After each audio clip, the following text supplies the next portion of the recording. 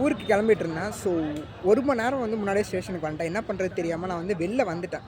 So வெளில வந்து என்ன பண்ணலான்னு பார்க்கும்போது பார்த்தீங்கன்னா, ஒரு சூப்பராக பார்த்தீங்கன்னா ஒரு இடம் இருக்குது. அந்த இடத்த பாருங்கள். நான் வந்து சொல்கிறது எங்கே இருக்குதுன்னு பார்த்தீங்கன்னா, KSR Bengaluru Majestic bus railway station வெளில இந்த இடம் இருக்குது.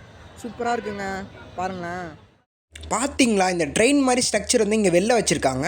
இந்த லொக்கேஷன் எங்கே இருக்குதுன்னு பார்த்தீங்கன்னா, கரெக்டாக நம்ம மெஜஸ்டிக்கு வெளில வந்தாலே இந்த லொக்கேஷன் இருக்குங்க.